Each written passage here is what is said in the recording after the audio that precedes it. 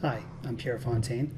It's Saturday, I think it's June 6th or 7th, 2014. I wanted to do a review of the Asus VivoTab Note 8.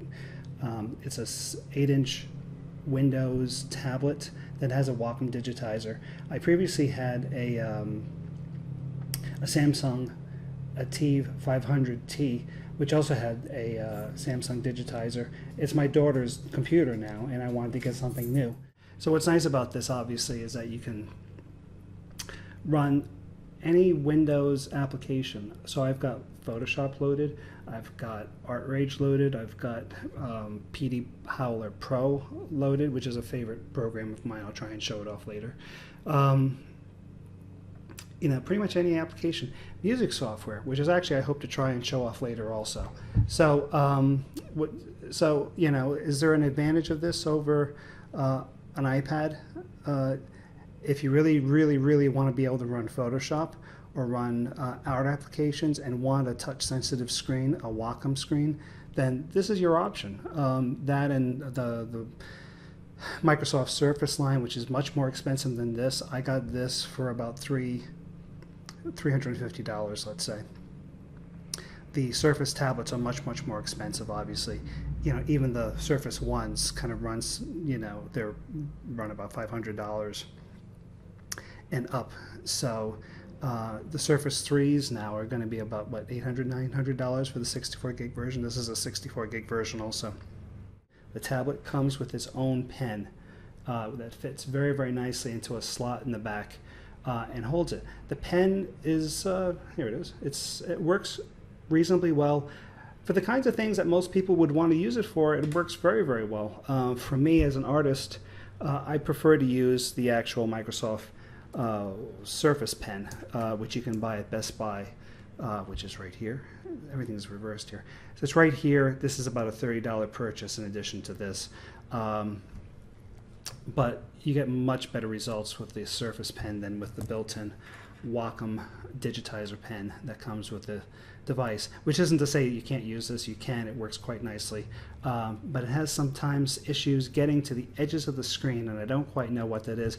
I had a case for this device as well. I got this off Amazon. Comes with a little keyboard, which is very nice because it's held in by magnets. So the keyboard can actually kind of come off separately.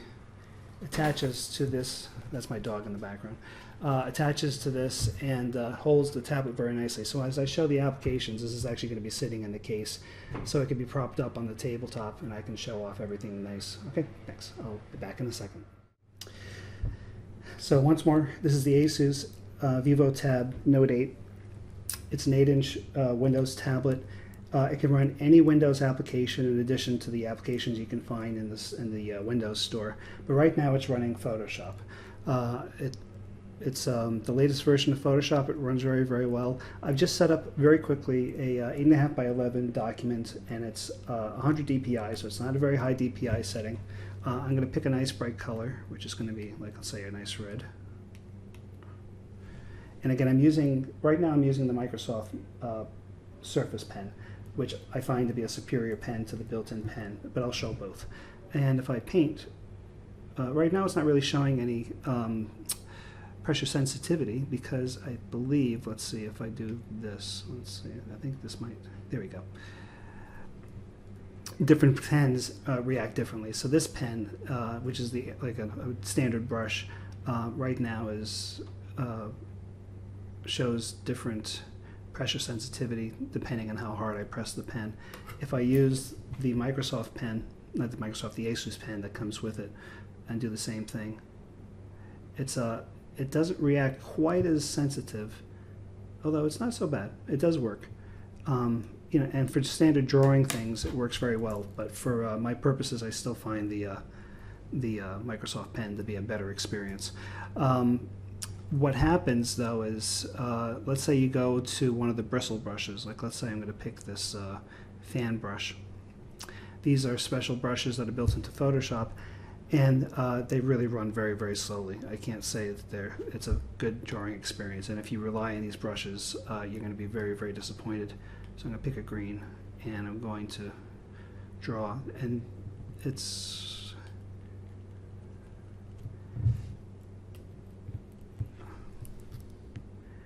See what I mean? Not great. Other brushes work quite well, as long as you don't have those sort of like proprietary bristle brushes. Most of these brushes will work just fine. They hold up just fine.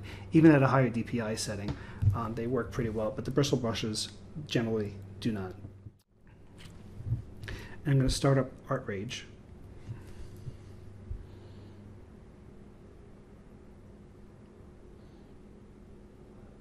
And one more time, nope, I'm not going to do that. One more time, I'm going to pick a nice bright color, nice bright red. The oil paints, I'm just going to start painting.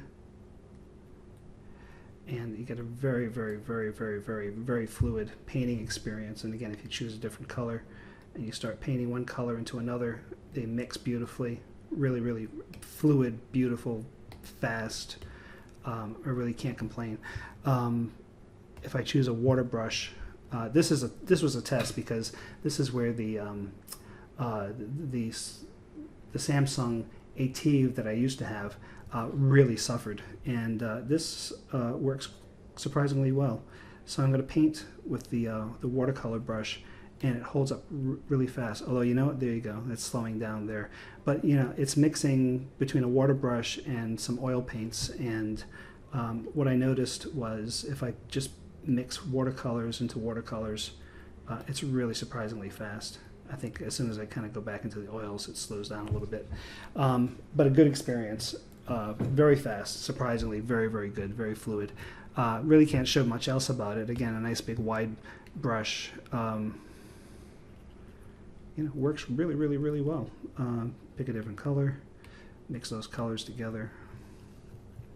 Very, very fast. So again, a good experience. I'm just going to do SketchUp real fast because again, SketchUp works really, really nicely. I'm going to close that. So real quick, you know, the pencil is really remarkably fast. Certain brushes, if I pick a nice bright color again, you know, there's no slowdown. The paint engines in all these programs is really, really fantastic. Let's pick a different color. You're not getting the same kind of blending that you would be in Artrage, but it works very, very well. Some little like cross-hatching type things, some bristly brush type things. That's actually really, really cool. And there you're getting some nice blending, and it's happening in real time. So let's get some, let's see, yellow. What happens if I go to red? It's actually kind of mixing with the white underneath it, so it's hard to get like a really, really, there you go. Now it's going to mix in really nice. Again, really fast, very, very nice. Yeah, memory. So this device only comes with 2 gigs of memory and a 64 gig hard drive, but the 2 gigs of memory is clearly a liability if you want to be working on large files.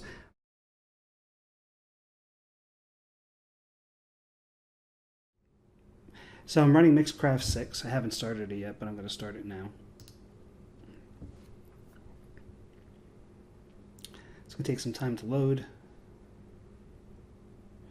And what's happening now, we've got this a Korg nano key set up, and it's got an adapter that's running off the side of this and into the Korg micro adapter.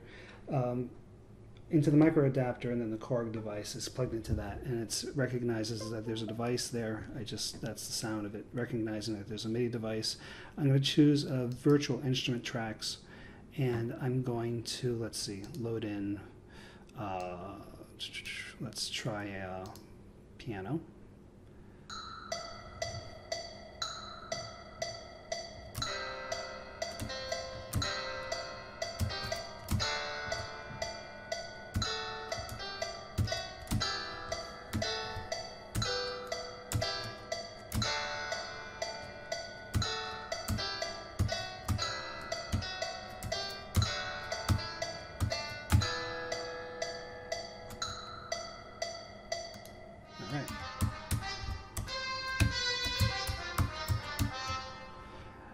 This is purely improvisation. I have no idea what I'm really doing, but I'm just kind of making it go as I go along.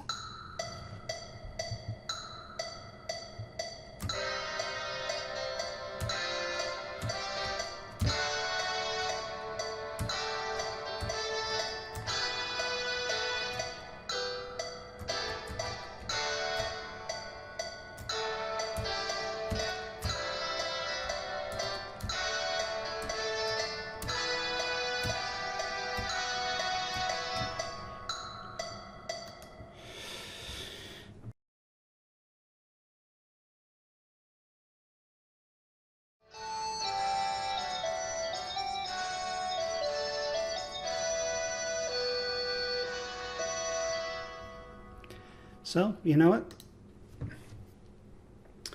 For simple setups, as a sketchpad, I think it works really, really well. I wouldn't necessarily be doing huge, complicated projects on it, but for something portable that you can put in a bag, really, really good. So just to wrap up, the Asus VivoTab, for the price, is a really nice tablet. The digitizer works great. There's a little caveat that on the boards right now, there's some chatter about the fact that after 30 days, the digitizer on some of the tablets, especially I think some of the older ones, wigs out a bit and stops working, and a lot of people have had to send it back to Asus to be replaced. Can't say if that's the case or not, but so far mine's been working fine. For a music sketchpad, works very, very well. As a digital sketchpad, works very, very well. Photoshop works a little slow.